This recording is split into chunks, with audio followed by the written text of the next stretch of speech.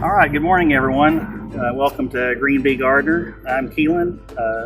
I know that you usually see Jamie most episodes, but I'm her science teacher husband, and I'm just as interested in gardening as she is behind the scenes. But today, I thought I would show you a little something that I'm working on here in at the GreenBeeGardener headquarters.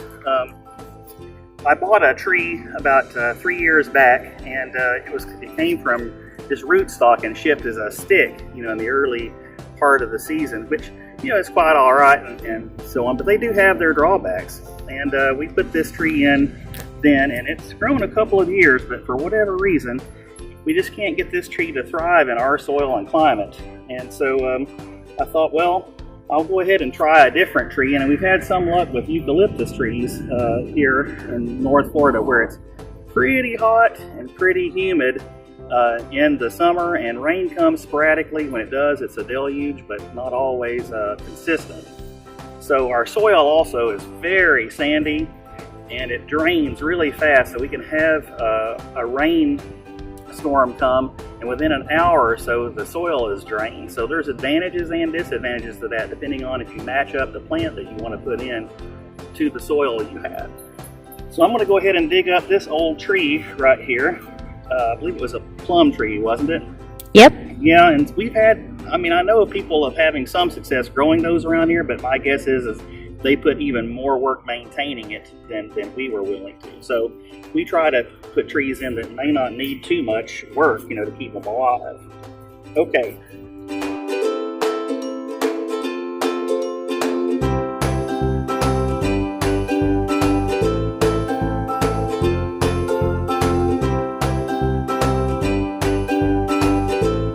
All right, we're going to put in our eucalyptus tree now. We got this eucalyptus tree from the site online called Fast Growing Trees. This eucalyptus tree is, I think, a 3 to 4 foot high one. Costs about $40, and it ships in a pot like this, pretty small. But it's a little bit better than bare root, and it gives you the option of putting trees in about all year round. Whereas with bare roots, you only have that window of opportunity right after winter dormancy.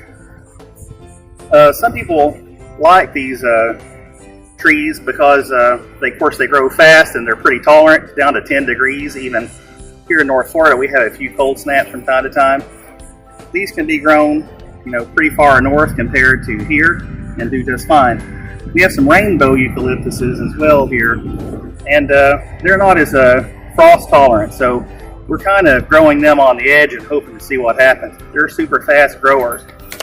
One thing that's much maligned this tree is that people say that it's allelopathic, which means that if you put in a eucalyptus tree, right, nothing will grow around it. Most people think that that's a myth.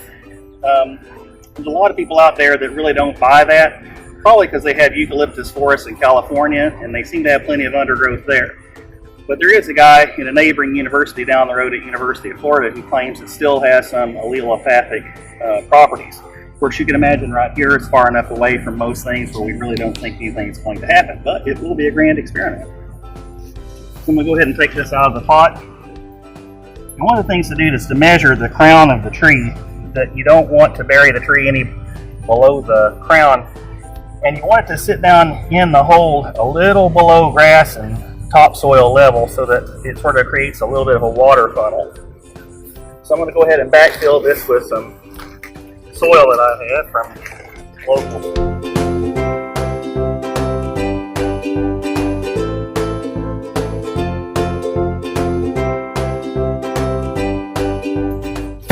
The next thing is that these little stakes that come with it are usually not long enough.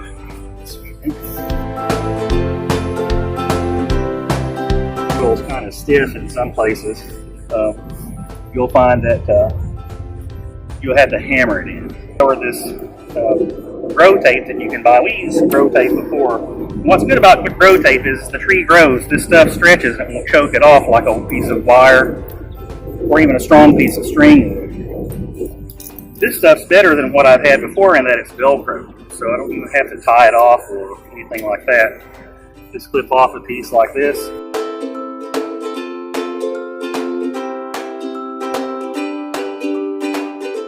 since this is a brand new right out of the box tree, and it's a little bit misshapen from the ride.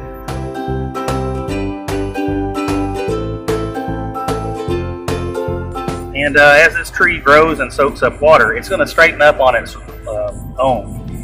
We call that process gravitropism in biology. It's going to seek not only light, which is heliotropism, but it's also going to sense gravity. If it was laying in the shipping box, likely on its side quite often, it doesn't know where up or down is, and so it grows a little weird even in the shipping container.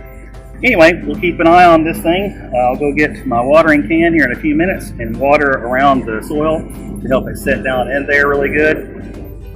And we'll check on it every couple of days, since right after you transplant a tree, it's going to be shocked a little bit, and so you're going to want to help it along.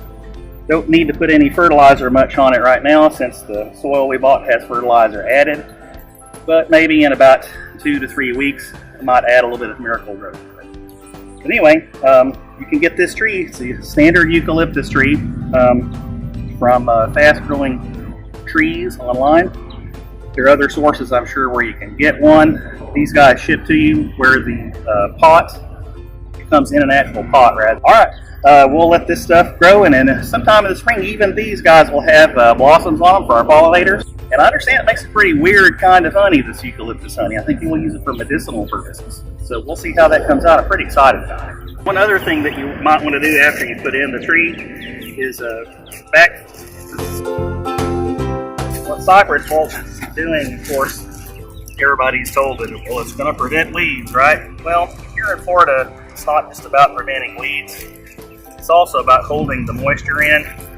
Because I think, as I said earlier, when it rains here, our soil is so sandy that it dries really quick.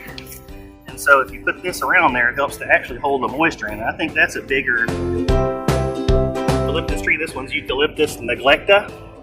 Eucalyptus neglecta. Plant some trees and save some bees. All right, we'll see you the next time.